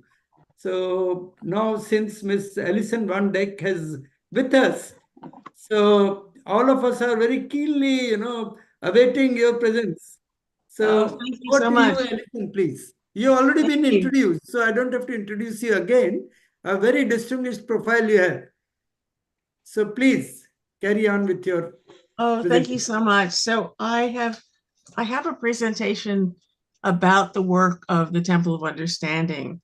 And my name is Alison Van Dyke, as you know, and I want to thank Dr. Gandhi and Arvind Vora for inviting me to participate in this conference, and also thank all of the organizers, because I know what it takes to put together these kinds of things. So welcome to everyone to my presentation, Interfaith Perspectives on Climate Change. As an interfaith organization, the Temple of Understanding focused on dialogue between religions for many years. When environmental disasters became more intense and numerous, our direction changed in 2008 towards climate advocacy. Recognizing this as an existential threat to the existence of humanity and other species, we sought to highlight the awareness and support of religious and interfaith communities. In 2020, when the world transitioned to online Zoom events, we created an annual free 2-hour webinar, which we called Forums. Today, I'm going to present an overview of the past 4 webinars and our monthly series entitled Eco-Justice for All. I will also conclude with a summary of actions and solutions collected by our distinguished participants from all our Zoom programs that both individuals and communities can take to mitigate the effects of climate change. So Forum 2020 was entitled Science, Spirituality, the Climate, and Emergency, and Our Future. The keynote addresses highlighted the works of Vandana Shiva, a scientist, author, environmental activist from India, and many Native American leaders, including Chief Orville Hardy Looking Horse, the 19th generation keeper of Sacred Wife Buffalo Calf Pipe, and the great Sioux Nation, as well as Chief Oren Lyons, member of the Chief Onondaga Council of Chiefs and the Grand Council of the Iroquois Federation. Our educational format also included panelists, interfaith prayers, music, and art to present a broad overview of the severe impact of climate change in many parts of the world. Our presenters brought religious leaders of diverse faith traditions, environmental activists, leading scientists, and diverse faith traditions, and to outline the present state of the world and to offer some solutions. For Forum 2021, we chose to focus on sacred food, Blessed Earth, which was a call for religious leaders and spiritual visionaries to return to the local organic food system, which, as you know, Vandana Shiva and United States Representative Bill McKibben and others have promoted as a way to regenerate soil, preserve clean air and water, promote biodiversity while providing healthy sustenance for all. Our program presenters presented the need for an interfaith moral call to address the harm caused by agribusinesses and the industrialization of the world's food systems. Forum 22 focused on weaving interconnections between science and spirituality for change. I would like to quote two of the keynote addressers from this program. Dr. Vandana Shiva told us, "We must address the global in our everyday lives. In order to create change globally, we must make changes locally." Author and founder of 350.org, Bill McKibben, shared these thoughts with us. The fight over climate change is ultimately about power and money and justice. Given that industry has most of that money, hence power, it usually wins unless a movement arises, one capable of changing hearts and minds as well. Last year, our forum focused on the rights of nature and earth democracy. We featured Ursula Goodenow in her book, Sacred Depths of Nature, and Robert Kimner, whose book is Braiding Sweetgrass, as two scientists who bridge the perceptive gap between science, religion, and indigenous wisdom. Religious naturalism offers an atheist-oriented philosophy that appeals to those who consider themselves spiritual rather than belonging to a religious tradition. We hope that including this particular perspective would appeal to atheists and youth in particular. Dr. Kimner's presentation drew the parallel between the indigenous wisdom of her ancestors and what the religious tradition nationalism could offer. The program included presentations by renowned leaders, including a Tibetan Buddhist high teacher, a well-known Christian theologian, and a female Muslim scholar who was president of another interfaith organization. Actions taken in support of the rights of nature were also highlighted in a presentation by the UN Special Rapporteur on Human Rights and the Environment, Dr. David R. Boyd. We heard messages about earth democracy from religious representatives in Australia, Fiji, Kenya, and Peru. Prayers for our world were offered by our board member from Ethiopia, Professor Ephraim Isaac, and our present international chair, Dr. Karen Singh from India. Our monthly Eco-Justice for All programs give us the opportunity to explore in depth the issues outlined in the annual forums. Climate change is a very broad topic. The contributing factors and their causes are numerous. For instance, we explored the many ways in which different religious traditions are taking action on solutions. From Pope Paul Francis's Laudate Si to similar declarations for Buddhist, Hindus, and Muslim organizations, among others. We've invited representatives of environmental activist groups and other interfaith organizations to present on reports about the UN's annual climate change conference on the environment, which is called the Parties of the People, or COP.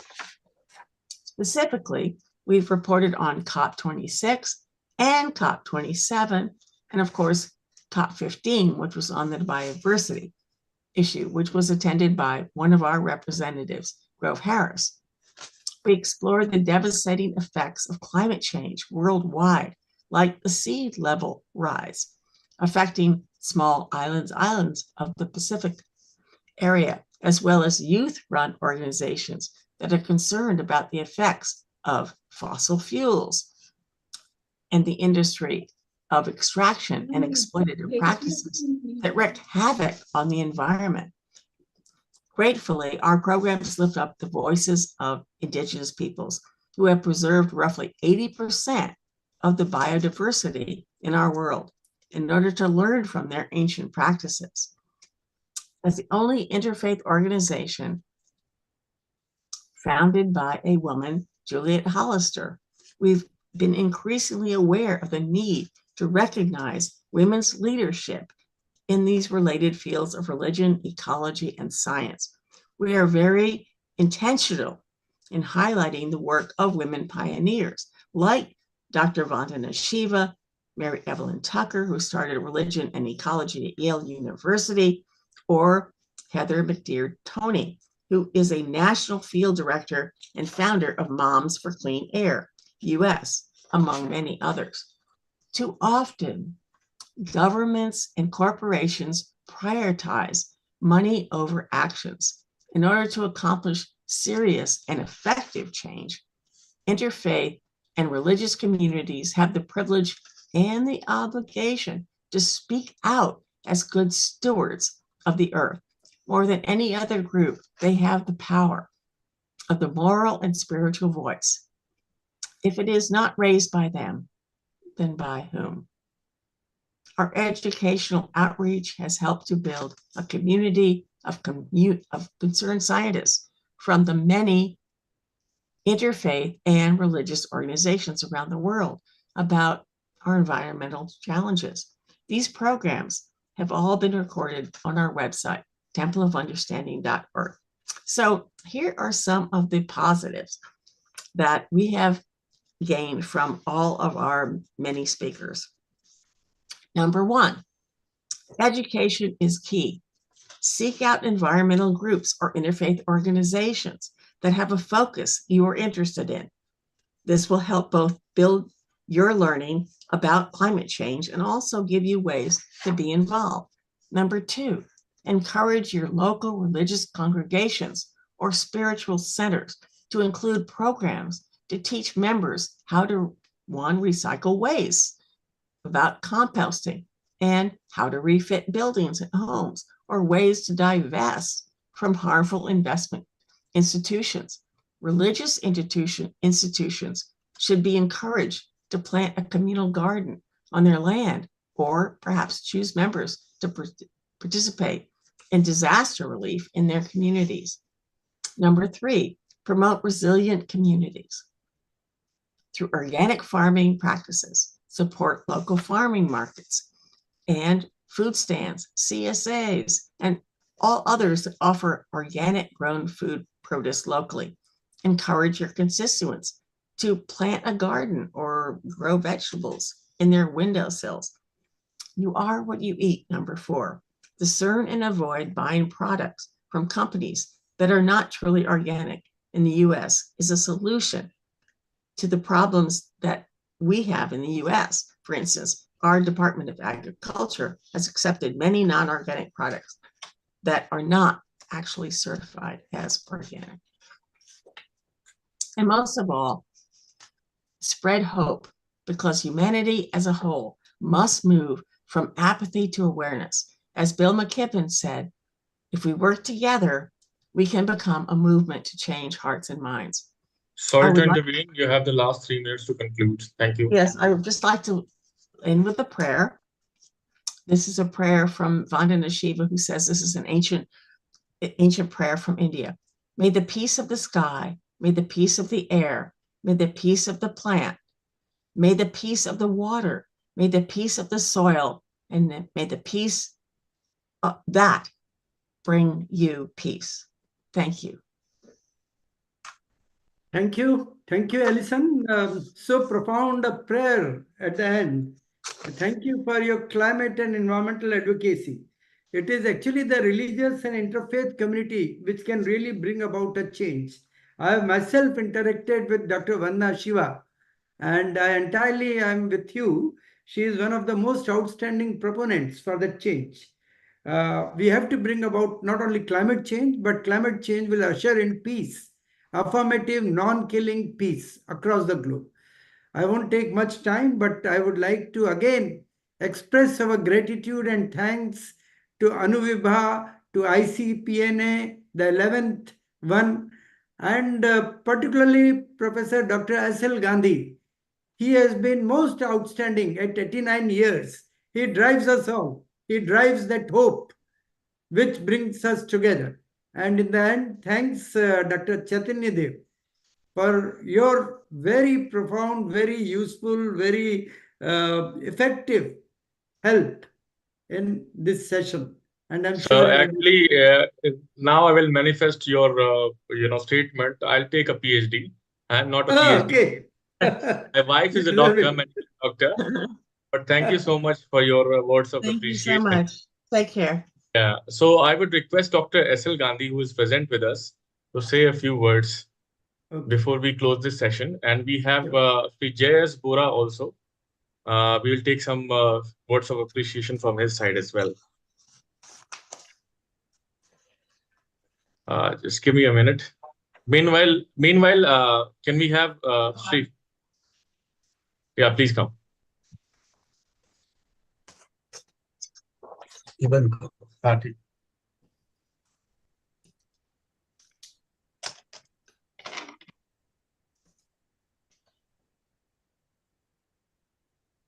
Dear friends, it was a great joy for me to sit with you and share your visions. Dr. Anup Swarup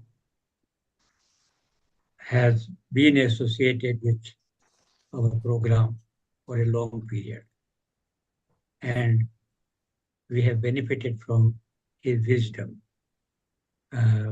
He has inherited the legacy of Professor Glenn D. Page, who actually introduced me to the West in the year 1986, when I first visited Hawaii University in response to his invitation.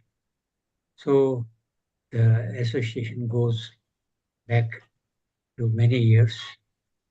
I also listened to everyone here, and I experienced the agony in my heart that there are some people, for their own satisfaction of the sadist desire, they're perpetrating atrocities on the poor people. What we see in Israel-Palestine war is actually unheard of. The superpowers are supporting Israel, which has altogether marginalized and virtually crippled Palestinian society. So how many people are there to sympathize with the poor people in the world?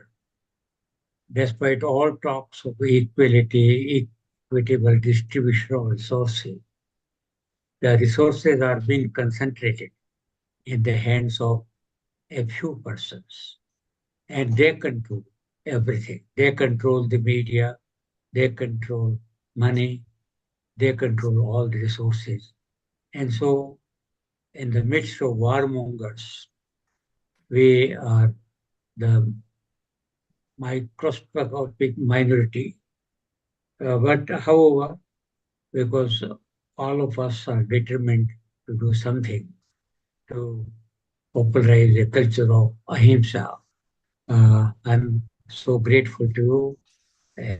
Every presentation made here gave me something new, and I, I, I have no words to thank you for sparing your time, uh, being away from your sleep, or and just sit with us. So Anuva has been doing a lot all these years with the support of the people from around the world. We have been able to carry the message of Anuvrata to the Western people. Small individual commitments can, of course, do a wonderful thing in the world. So thank you very much, and particularly thanks to all the panelists uh, who have joined us from distant countries and with diverse traditions. So I'm grateful to all of you. Thank you very much. Thank you. Now I would request Sri J.S. Vora to give a vote of thanks and say a little bit about his experience attending this particular panel discussion. Thank you. Yeah, greetings to everyone since we are from perhaps multiple time zones, so morning and evening won't suit here. Here I would like to make my mark as just an attendee, not as the organizer. So as an attendee, if I think that who is having the responsibility to drive this world. So driving this world means doing big things, setting up directions, deciding something big like it can be a war, it can be a treaty, it can be a launch of a satellite, it can be building relations amongst countries. All these big decisions are being made by some of the people, or I would say very few of the people of this global fraternity. And everywhere these things are named as development or strategies or what I would say some futuristic approaches. But amongst all these things, generally me as attendee think as a normal civilian of this planet or this world, that is it all whatever is being done in the name of these big words? So certainly not. Development definitely is a natural requirement and a process of this civilization. But currently this word development is perhaps confined around or in around the physical development, or I would say development of facilities, resources, or whatever can be seen in terms of means of leisure, recreation, economy and all. And there is a big gap in understanding of this word development. And what I feel is internal development or development as a true human or as a responsible citizen of this planet also requires development of your thought process, your feelings like sympathy, empathy, and some more philosophical things which are equally needed by the world, by this world, to move ahead from the point at which we are. Just small submission on this long word is, we all present here, the one of the finest minds of the world, or I would say not the minds, the hearts of the world, who are actually thinking about this particular aspect of the development which is needed. And I have mentioned just now that inner development. So congratulations to everyone. And with the experience of past 3 ICPNAs what I have attended, I can see that this particular awareness about this topic or theme of this ICPNA is gradually increasing, and it is not confined to the conferences or the online discussions, panels, FB groups, but yes, NGOs and other organizations are taking it to the grounds as well. Recent example of this I think previous to this session, someone was giving on this Sundarban Delta, they are working. So this is the groundwork which is actually, or which will actually create the impact. So not taking much of your time, since the time is up for this particular session. So I would like to thank each and everyone by all the names which are present and the upcoming speakers. Thank you so much for adding value to the global fraternity. Yes, participation of yours has made this conference a lively one. So many thanks for that also. Keep showering your attention, your affection on the global fraternity and Anuviva. Thank you so much. Thank you so much, Sri Jayaswaraji. This takes me to the juncture where I heartily thank our chair for the session, Professor Dr. Anup Swarupji, and our keynote speaker, Sri Nitin Ajmeraji, and all the esteemed speakers with us. We have Deepak Jainji also, if he wants to make statements. That okay? Okay, so we have already exceeded the time, so we should close. Not a problem. So yeah, this was the 5th plenary session that we had, and we have one more, coming up in the evening, as per Indian Standard Time, and for US it will be morning. So request you to be with us for the 6th plenary session as well. We will have Dr. Thomas Daffern speaking as a keynote speaker for the topic, and Ms. Sheila Sussman would be chairing the session. So the topic would be about peace and strategies to implement peace all across the world. So with that note, I thank you all once again, and let's meet in the next plenary session. And the videos are also available on the YouTube, and you can visit the website for the rest of the details. Thank you so much. Have a great day. Thank you. Thank you so much. Thank you, everyone. Chaitanya ji, I will close the meeting now. Sure. Thank you so much. Thank you, everyone. Jai Jinendra. Namaskar.